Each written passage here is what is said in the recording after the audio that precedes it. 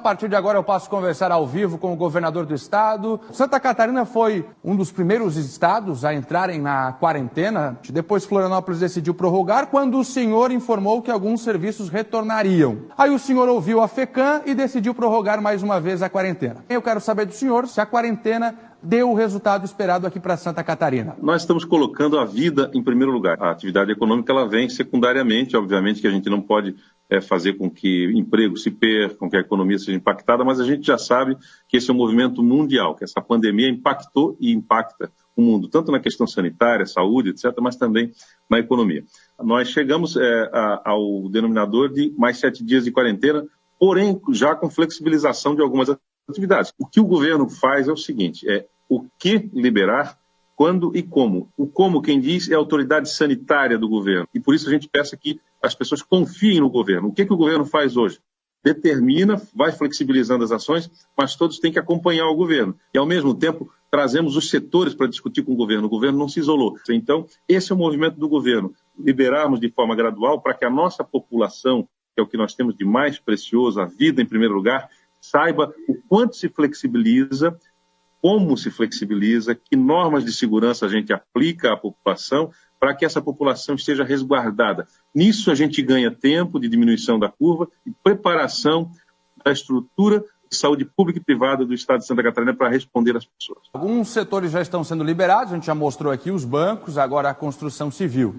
A quarentena vai ser prorrogada para os outros serviços? O senhor vai prorrogar do jeito que está ou na semana que vem as coisas vão mudar, governador? Todos os dias é uma decisão nova. Até a semana que vem nós teremos novas decisões, que eu não posso adiantar aqui, porque essas decisões elas são tomadas sob uma métrica, agora reversa, de cálculo, inclusive, da população infectada. Essa programação ela se alterna o tempo todo. Nós estamos vivenciando a crise. E a crise, por isso que nós trabalhamos 24 horas por dia, ela é vivenciada dia a dia e as decisões vão sendo tomadas dia a dia. Na questão da retomada dos setores econômicos, como o convívio responsável do Covid, nós também estamos fazendo da mesma forma. Nós vamos olhar a nossa curva de forma muito responsável, nós vamos indicar como as pessoas devem ir à rua. Aqueles que podem, a ordem do governo é fique em casa. Essa é a melhor arma contra o coronavírus atualmente. Governador, o senhor já declarou que esse período de quarentena também é fundamental, além de evitar o pico da doença, mas também para a estruturação dos hospitais. Os hospitais estão preparados neste momento? O senhor falou em gasto de 1 bilhão e 300 milhões.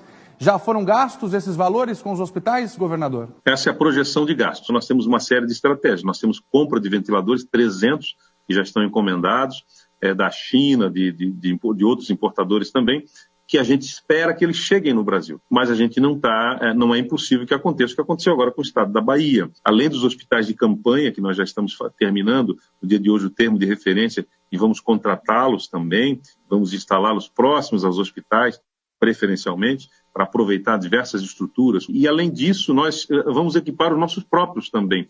Os hospitais do Estado e a rede filantrópica, que precisam do investimento público, nós vamos fazê-lo. Estamos pagando cota cheia para todos os hospitais, nível 1, 2, 3, 4, 5. Santa Catarina é um estado essencialmente marcado e contornado por pequenas e micro propriedades rurais e também pequenas e micro empresas. Só que até agora nada foi estabelecido com relação à operação de crédito, linha de crédito para os nossos empresários e o recolhimento dos impostos.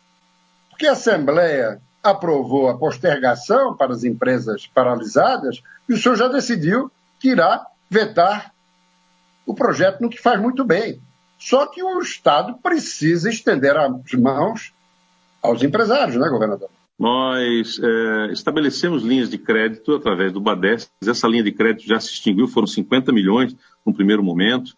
Ao mesmo tempo, quando você fala da pequena propriedade, nós estamos investindo 12 milhões de reais agora no agricultor familiar, na questão da merenda escolar. Nós vamos complementar as cestas básicas com a matéria-prima dos produtores rurais, do pequeno produtor rural, da agricultura familiar, que será entregue nas escolas e as famílias poderão acessar. Nós estamos pedindo também a prorrogação, né, de diversos tributos federais, como é o caso do Simples, que o governo federal pode propor.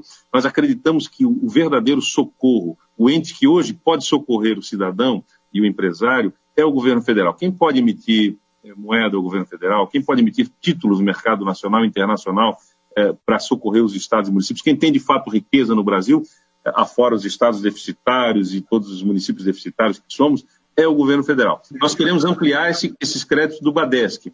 Hoje nós apresentamos só 50 milhões, já foram todos consumidos, aí uma série de micro e pequenos empreendedores na fila, e a gente está chamando parceiros para fazer o fundo garantidor para constituir mais créditos. O presidente do Badesc me informou, inclusive, que já tem 300 milhões de solicitação. São mais de 1.500. Quando que isso vai chegar efetivamente? Na medida em que daqui a pouco o desemprego ocorre, né? Esse crédito é possível, rápido, é de fácil aprovação. Nós precisamos garantir, então, e subsidiar o juro também, para que as pessoas não fiquem mais oneradas, né, pelo mercado. Então, nós estamos buscando parceiros e fontes, inclusive, de financiamento para aportar recursos no Badesc. O governo está estudando, inclusive, até com os poderes, inclusive, uma participação junto, né, investindo, e há, inclusive, alguma conversa já de alguns poderes se colocando à disposição, dizendo que poderiam também aportar algum recurso para fazer o fundo garantidor e a gente poder liberar esse crédito rapidamente, em 48 horas,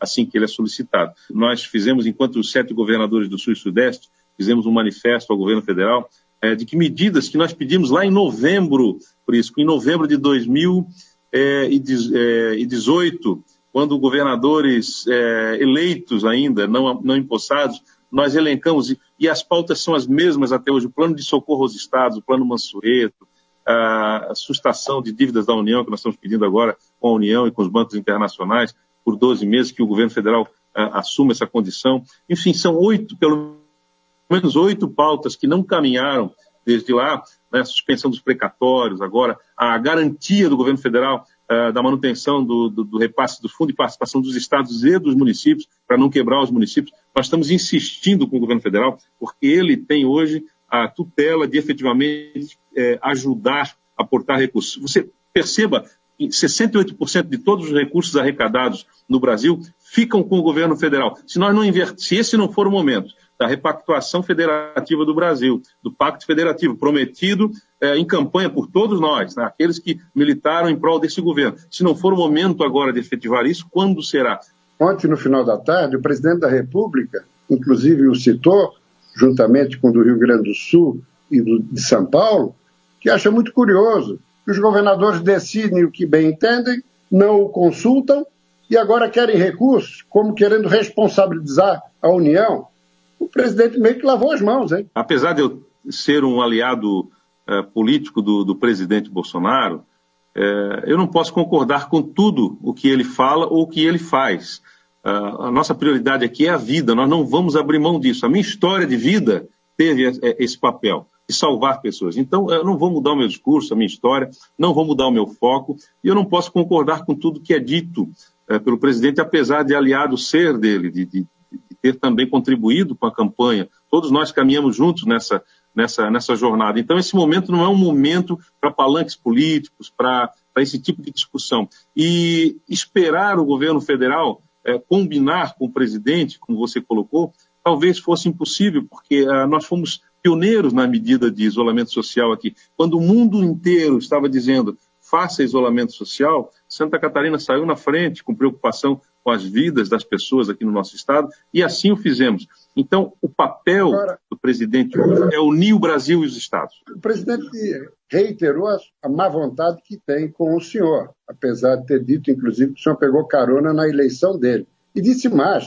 que o senhor manda em Santa Catarina.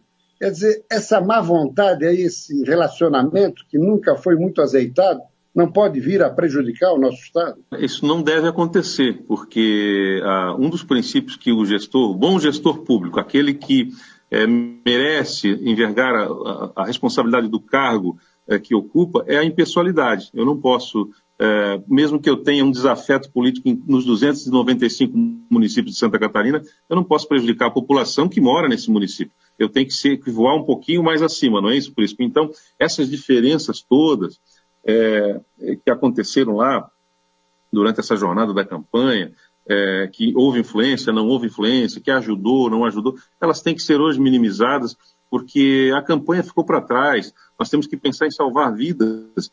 Eu penso que o governo tem que acelerar o passo. Eu respeito muito todos os ministros do nosso governo federal, todos eles muito alinhados com Santa Catarina, todos eles têm uma excelente interlocução comigo, com o governador. Então, eu fico me perguntando se deve ter alguma coisa de errado, né? Porque eu consigo conversar com todos eles, consigo fazer com que as coisas aconteçam, de fato, para Santa Catarina, e algumas não acontecem por absoluta limitação do governo federal, inclusive alheia à vontade dele, como é o caso agora da chegada de insumos, né? O mundo inteiro procura por isso, e a gente tem que parar de fazer essa brincadeira de ficar disputando espaços, né?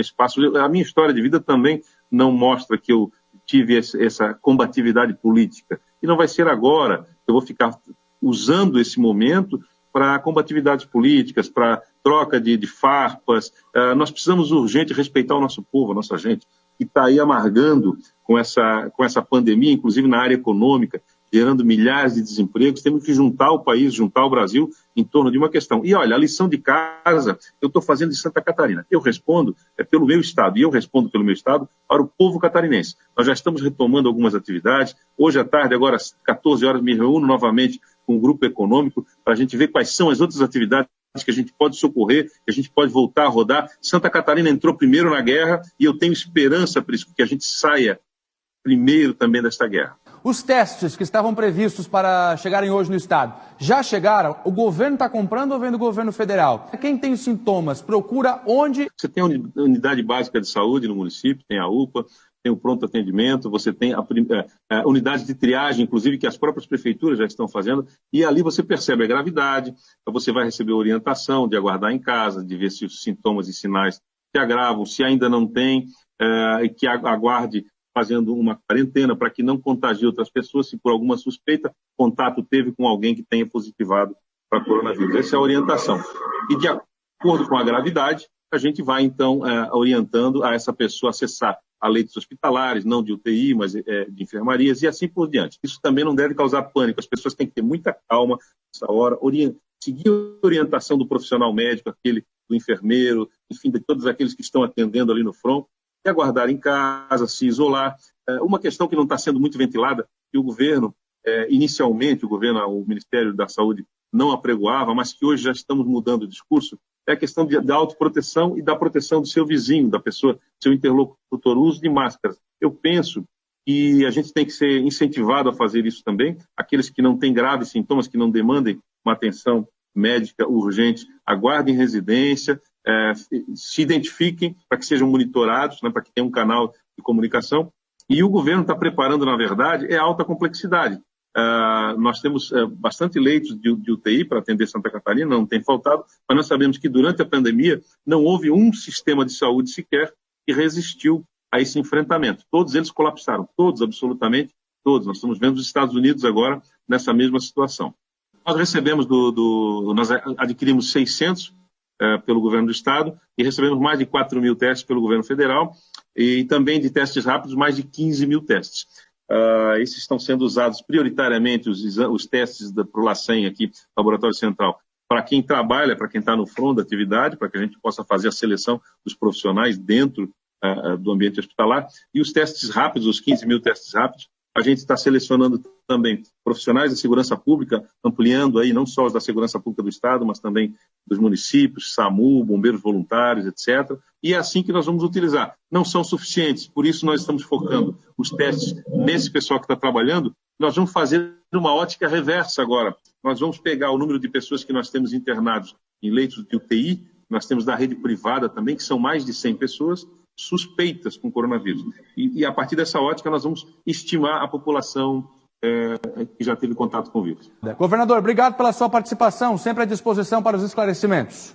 Obrigado, Fernando, obrigado, Prisco, e aqueles que podem, nós estamos numa luta pela preservação da vida, ajude seu irmão, seu vizinho, aqueles que podem, por favor, fiquem em casa, nós estamos juntos fazendo o melhor para Santa Catarina. Muito obrigado.